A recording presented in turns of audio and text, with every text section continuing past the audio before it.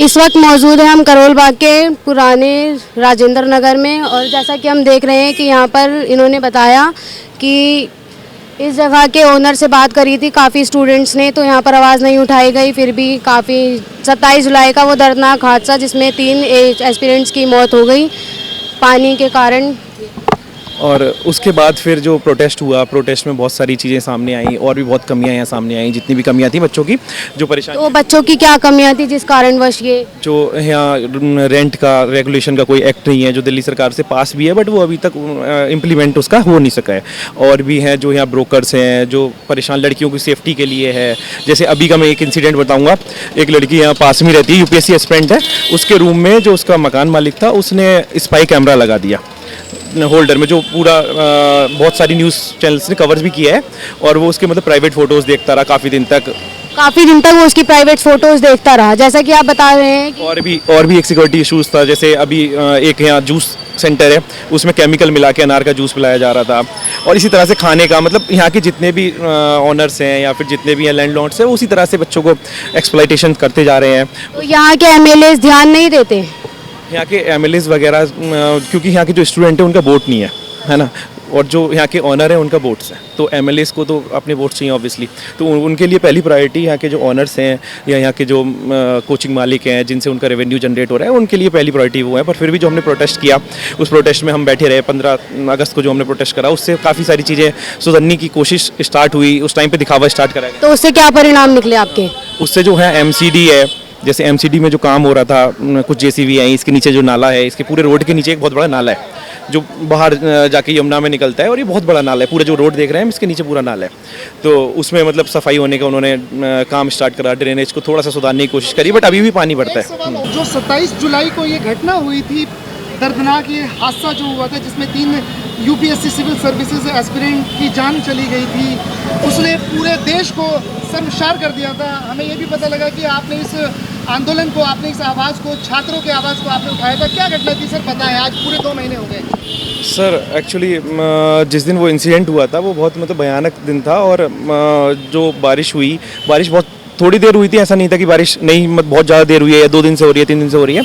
तो आधे घंटे की बारिश में ऐसी बाढ़ जैसा एक माहौल हो गया था यहाँ कि पूरे रोड बह रहा था। और बहुत दिन से ऐसा चलता था कि इन लोगों को पता था, कुछ लोगों ने यहाँ के जो पुराने स्टूडेंट्स थे उन्होंने आरटीआई भी लगाई थी कि ऐसे ऐसे हो रहा है, बेसमेंट में क्लासेस चल रही हैं जो गलत है। तो स्टिल उसके बाद वो सब होता रहा। तो फिर अचानक से वो इंसिडेंट एक दिन हुआ जो होना ही था, मतलब क्योंकि बहुत दिन से प्रशासन की जो भी। तो पहले भी स्टूडेंट्स ने इस पे आवाज़ उठाई थी? जी, पहले भी स्टूडेंट्स ने इस पे आवाज़ उठाई थी। और कुछ लोगों ने आरटीआई लगाई थी कि ऐसा ऐसा हो रहा है, यहाँ पानी बढ़ता है और क्लास बेसमेंट में चल रही है जिसकी सिक्योरिटी प्रोटोकॉल नहीं है और पूरी प्रॉपर आरटीआई है, एमसीडी में शिकायत है, बट स्टिल उन्होंने तो इनके मेन ओनर ने आवाज़ नहीं उठाई या फिर कुछ कार्यवाही नहीं की? इन्होंने नेग्लिजेंस करा। ये भी इन्होंने भी बोला कि हम एमसीडी से बात कर रहे हैं या फिर ऐसा कुछ इन्होंने अपनी तरफ से, पर इनका कोई भी प्रूफ नहीं था कि इन्होंने ऐसे बात की है। बट यहाँ के जो स्टूडेंट थे उनका प्रूफ था और वो सोशल मीडिया पे काफ़ी चला कि उन्होंने जो शिकायत करी, बट स्टिल इन लोगों ने ध्यान नहीं दिया। और क्लासेस और जो लाइब्रेरी में बेसमेंट में लाइब्रेरी चल रही थी वो ऐसी चलती रही। और है कि 2 महीने बीत चुके हैं। 27 जुलाई को यह दर्दनाक हादसा हुआ था।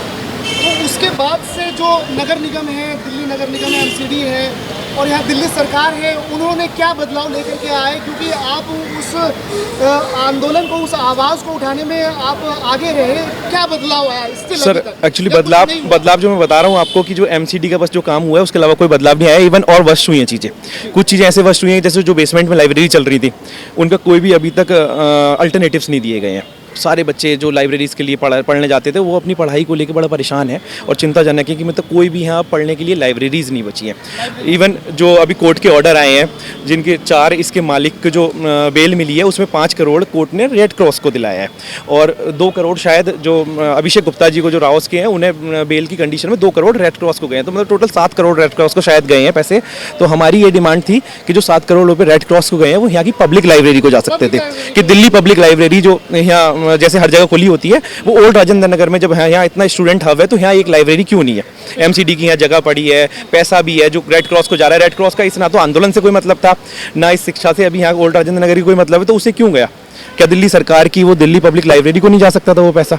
तो वो उनको जाके यहाँ के एक मतलब बच्चों को जो अल्टरनेटिव जो बेसमेंट की लाइब्रेरी बंद हुई है, जो पढ़ाई हैम्पर हो रही है बच्चों की, उसके लिए मतलब सोच सकती थी सरकार भी या फिर कोर्ट भी सोच सकता था कि जो वो पैसा दिल्ली पब्लिक लाइब्रेरी के फंड में जा सकता था। आपकी बेसिक डिमांड लाइब्रेरी की थी जो कि अभी तक पूरा नहीं किया गया। हाँ नहीं, वो प्रोटेस्ट की हमारी बेसिक डिमांड लाइब्रेरी की नहीं थी। प्रोटेस्ट की पहली हमारी डिमांड ये थी कि जो फैमिली को कंपनसेशन मिले राउस की तरफ से, वो अभी तक कोई भी पूरा नहीं हुआ है। राउस की तरफ से कोई कंपनसेशन अभी तक नहीं मिला है। नहीं, अदर कोचिंग्स ने कुछ सॉलिडेटरी फंड दिया है, बट कंपनसेशन जो राउस की तरफ से राउस को अपनी गलती मानते हुए देना चाहिए था, वो अभी तक कोई कंपनसेशन नहीं मिला है। दूसरी हमारी यहाँ की जो डिमांड थी कि रेंट रेगुलेशन एक्ट आना चाहिए, उस पर अभी तक कोई काम नहीं है। एलजी साहब से मीटिंग में हम गए थे लोग, तो उन्होंने वहाँ बोला कि ऐसा हो सकता है, बट अभी मतलब टाइम लगेगा। दूसरा कि यहाँ जो हब बना हुआ है, ये कोचिंग्स कुछ जगह और कहीं शिफ्ट कर जाएं, तो उसके लिए उन्होंने एक प्लान बनाने की कोशिश करी है, बट अभी तक उस पर कोई इंप्लीमेंटेशन ऐसा आगे नहीं हो रहा है। यहाँ जो पोल हैं, वायर्स हैं, इलेक्ट्रिसिटी की जो प्रॉब्लम्स हैं, जो ऐसे नंगे तार, जैसे एक बच्चा वहाँ पटेल नगर में हो गया था, हाँ ऐसे यहाँ भी पूरे उसमें ओल्ड राजेंद्र नगर में अभी उस पर भी कोई काम नहीं हुआ है। बस काम मैं आपको जो बता रहा हूँ, बस एक ही काम हुआ है कि बेसमेंट की लाइब्रेरी उन्होंने सील कर दी है, हाँ उसके, और विदाउट कोई अल्टरनेटिव्स। स्टूडेंट की जो मेन डिमांड्स थी वो अभी तक क्या थी? अभी तक उनका जो स्टेटस है कि कोर्ट में केस चला, अभिषेक गुप्ता जी को बेल मिली है, बट अभी तक कंपनसेशन उनकी तरफ से जो फैमिलीज को मिलना चाहिए था, वो अभी तक कोई कंपनसेशन नहीं मिला है। दूसरा हमारी डिमांड थी जो एमसीडी के जो मतलब रेस्पॉन्सिबल ऑफिशियल्स थे, उनको सजा हो या फिर उनके ऊपर जो भी कार्रवाई हो, जो सीबीआई उस पर जांच कर रही है। सीबीआई ने अपनी जांच पूरी कर दी है, बट सीबीआई की तरफ से मतलब अभी भी कोई भी ऐसा मतलब एफआईआर या चार्जशीट फाइल नहीं करी गई। तो सीबीआई के तहत क्या पता चला इस? सीबीआई ने अभी उन्हें बेल जो मिली है वो इसीलिए मिली है क्योंकि सीबीआई ने अपनी जांच कंप्लीट करी है। अभी सीबीआई को चार्जशीट फाइल करनी है, तो हम देख रहे हैं कि चार्जशीट में सीबीआई क्या फाइल करती है। और उसके ऊपर जो मतलब गर्ल्स सेफ्टी इशूज़ था, और पुलिस ने हमसे मतलब एक वादा करा था, जिस दिन हम यहाँ से उठे थे तो उन्होंने वादा करा था कि हम पुलिस बूथ बनाएंगे। तो आप लोगों ने धरना रखा था यहाँ पर? बहुत दिन तक हमने यहाँ प्रदर्शन किया था। कितने दिन तक? वो 27 तारीख से 15 अगस्त को हमने खत्म करा था। इन्होंने 27 तारीख से 15 अगस्त तक धरना बिठाया था, उसके बाद इन्होंने, हाँ तो उसमें एक हमें ये भी मतलब प्रॉमिस हुए थे कि पुलिस बूथ बनाए जाएंगे यहाँ बीच बीच में। तो अभी तक आपकी मांग पूरी की गई? 15 अगस्त से लेके आज 15-20 दिन से ज़्यादा हो गए। सितंबर पूरा निकल गया है, मतलब 1.5 महीना ये हो गया है पूरा। अभी तक कोई भी मतलब तो पुलिस बूथ ओपन हुआ है, और जो भी हमें प्रॉमिसेस किए हैं अभी तक मतलब मुझे ऐसा नहीं लगता कि कोई भी एक भी पूरा होता। तो आपकी मांगे पूरी नहीं की गई? अभी तक कोई ऐसी मांग पूरी होती नहीं दिख रही है, ना तो पुलिस बूथ के लिए या फिर सिक्योरिटी टाइटन के लिए या फिर कोई वायर्स को लेके या फिर एमसीडी ऑफिशियल कार्रवाई को लेके या फिर कंपनसेशन को लेके। जितनी भी प्रॉपर हमारी 8-10 मांगे थी, मैं आपको शेयर कर दूंगा वो ड्राफ्ट, और जो भी है अभी तक मुझे ऐसा नहीं लगता कि कोई। हाँ, सवाल और है कि क्या दिल्ली गवर्नमेंट की तरफ से कोई ऑफिशियल या पॉलिटिकल रिप्रेजेंटेटिव आप लोगों से मिलने आया, या हाँ जी, आज 2 महीने हो गए हैं, कभी आपसे कांटेक्ट किया कि आपके लिए हमने ये सारी चीज़ें, आपकी डिमांड पूरी कर दी है, कर रहे हैं, या काम हम कर देंगे, कुछ इस तरह की बात? नहीं, उसके जब जो प्रोटेस्ट चल रहा था उसके ड्यूरिंग हमारी तब बात हुई है। उससे पहले उसके बाद में हमारी किसी से बात नहीं हुई है। उसके ड्यूरिंग हमारे यहाँ के एमएलए से भी बात हुई है। आतिशी मैडम उस टाइम पे मतलब मंत्री थी, मुख्यमंत्री नहीं थी, अब तो मुख्यमंत्री बन गई, तब भी बात हुई है। उसके बाद कोई बात नहीं हुई है। मेरा नाम आदित्य है, मैं प्रयागराज से उत्तर प्रदेश से बिलोंग करता हूँ। मैं यहाँ पर हमने देखा था कि आज पूरे 2 महीने हो गए, 27 जी, जुलाई को ये दर्दनाक हादसा हुआ। दिल्ली में कभी किसी ने सुना नहीं था कि कोई नदियाँ नाले उफान से बहते हैं, लेकिन है ना यहाँ पर बारिश ने बेसमेंट को भर दिया और 3 एस्पिरेंट्स की जान चली गई। क्या कहना है इस पे आपका? कहना है ये शासन और प्रशासन की यहाँ गलती है, और जो बच्चों ने प्रोटेस्ट किया है, जो आंदोलन यहाँ पे चला है, हमें लगता है कि उसमें शासन और प्रशासन दोनों ने उनकी आवाज़ को दबाने की कोशिश की है।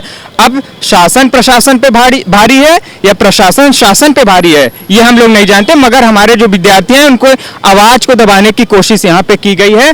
और हम लोगों ने जो जिस मकसद से, जिस मोटिव के साथ हम लोगों ने यहाँ पे प्रोटेस्ट किया था, उसका रिजल्ट नहीं मिल पाया है। और यहाँ तक कि ये भी कहा जा सकता है कि उससे भी खराब आपका माहौल हो चुका है। लाइब्रेरी की फीस बढ़ गई है, उससे रूम रेंट बढ़ गया है, तो उसका कोई अभी तक सॉल्यूशन नहीं निकला है। आपका कहने, आपकी मांगे क्या है? आपकी क्या स्टूडेंट्स की क्या डिमांड है? क्या आप यहाँ पे चाहते हैं? किस तरह की फैसिलिटी चाहते हैं? अब जो स्टूडेंट अपने किसी दूसरे राज्य से आ रहा है, प्रदेश से आ रहा है, तो सबसे पहले कि उसकी सुरक्षा यहाँ पे प्रोवाइड की जाए। परिवार से इतना दूर आ रहा है, और सुरक्षा के साथ साथ यहाँ पे जो लाइब्रेरीज के जो फीस हैं और जो रूम रेंट है, साथ साथ ब्रोकरेज जो है वो बहुत ज़्यादा हाई है। तो हर बच्चा, हर स्टूडेंट को अफोर्ड करना ये बहुत मुश्किल हो जाता है। तो इस देश में जब इक्वलिटी ऑफ अपॉर्चुनिटी की बात की जाती है, मगर जब एक बंदा एक चीज़ को अफोर्ड कर पा रहा है, दूसरा बंदा एक दूसरे उसी सेम चीज़ को अफोर्ड नहीं कर पा रहा है, तो ये एक तरह से मुश्किल हो जाती है देश में। एक अगला सवाल ये है कि जी। 27 जुलाई के बाद आज 2 महीने हो गए हैं, यहाँ पे और भी किसी तरह की बड़ी मिस हैपनिंग आप लोग आप देख रहे हैं या कुछ गड़बड़ी देख रहे हैं जो शासन प्रशासन नहीं सुन रहा है? क्या कहना, कुछ कहना चाहिए? मिस हैपनिंग जरूर होगी, जब उस चीज का सॉल्यूशन नहीं मिला है जरूर होगी। और अब आवाज उठा के भी क्या करें जब हमें न्याय नहीं मिल रहा है, तो स्टूडेंट की सुनी ही नहीं जा रही है। सबसे बड़ा रोल जो होता है मीडिया का होता है, मीडिया का भी साथ जहां तक है नहीं मिला है। अगर मीडिया का साथ मिला होता तो लोग यहाँ वो प्रोटेस्ट का कुछ ना कुछ सॉल्यूशन मिलता, पॉजिटिव रिजल्ट मिलता, मगर वो रिजल्ट हम लोग को नहीं मिल पाया है। तो काफी मन भी दुखी है हम लोगों का। ये अखलाक जी है। मेरा नाम अखलाक खान है, मैं मुंबई से हूँ।